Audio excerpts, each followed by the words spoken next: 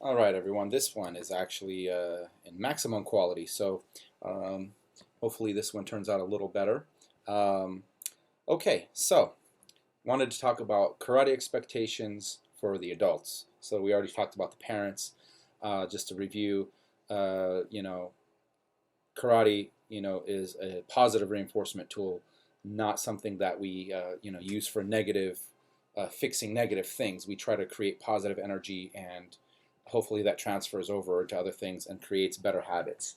Um, so as far as the adults go, um, here's some advice and some tips and some expectations out of your training. So here's the saying, okay, that I like to remember a lot. And the saying basically is, um, you are only prepared the way you train. One of the reasons we shifted from the sport karate type training to the practical self-defense minded and practical approach to our training was because we wanted to make sure that whatever type of training we do, uh, you know, for ourselves, that we're training, that we're doing, that we're studying, is based on an approach and a direction that is for the simple and single purpose of being effective in real life. So we're not training for style, we're not training for looks, we're not training for a trophy, we're not training for to impress anyone or to make it look good. Um, it only works well if it applies well. It only looks good if it works good, is what I always say. So the goal is that we want to learn techniques, train techniques, things, drills, whatever, that are based on real effectiveness, not stylish opinion effectiveness. So just because it looks good, oh, I want to get my knife hand block all perfect. But if you never use that technique in real life and how it's supposed to work, it doesn't matter what it looks like. So for people that come from a traditional background that are now moving into a practical background, a practical approach, as we are now, uh, that's got to be something you remember, that you're working towards effective training, practical training, applicable training, things that can apply to the real world, not things that work just in a tournament. So that's one. Also, the expectation that you should have is the expectations you put on yourself. So, and I'm talking adults. Adults should basically uh, train hard, train with enthusiasm, train with effort, and dedicate yourselves to that. However, don't expect to be perfect in a short time period.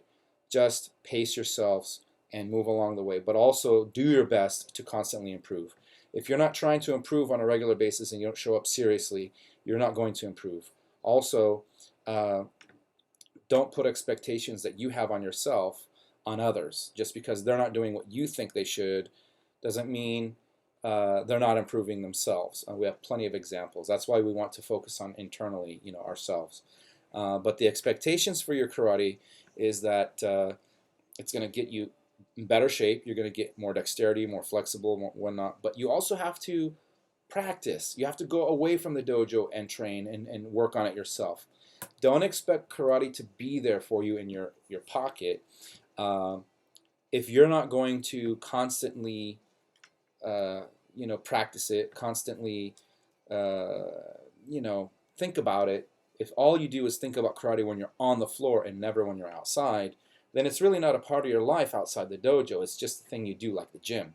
So make karate part of your life outside the dojo. You can't expect it to benefit you beyond exercise if you don't mentally keep it present in your mind. Funakoshi Sensei says all the time, said in his quotes, uh, when you leave your home, there are 1,000 enemies, you know, awaiting you, or outside, that could possibly be confronting you. So always remember that there's an enemy or an opponent or something ready to attack you at any time. So your mind should be present, that that's a chance that you might have to defend yourself at any moment. So if you think on those terms, then karate will be mentally in your body and in your in your mind and your body at the same time. Um, so basically, we can't expect karate to be there for us and depend on it if we don't train hard, if we don't go practice what we learn, if we don't drill things more than just what we do on the dojo floor. If you want to get a good punch, if you want to get a good clinch, if you want to get a good whatever it is, footwork or you have to do it on your own. You have to practice it. You'll discover your own weaknesses that way.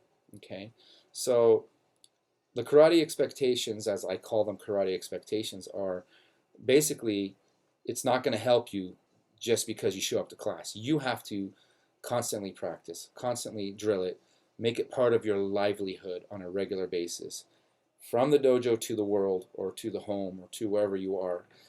But just like a basketball player, that ball is a part of their body. Karate should flow in your veins in order for it to really be there for you. There are martial arts practitioners, and then there are martial artists. So you don't want to just be a practitioner. You want to be the martial artist.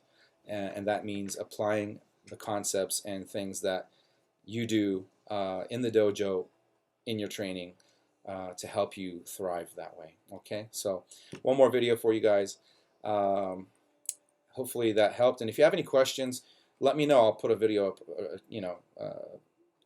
answering some questions or whatnot. So if you want me to address anything and give you my feedback. I'm trying to do a video log here for different subject matters. Okay, so thanks a lot, guys.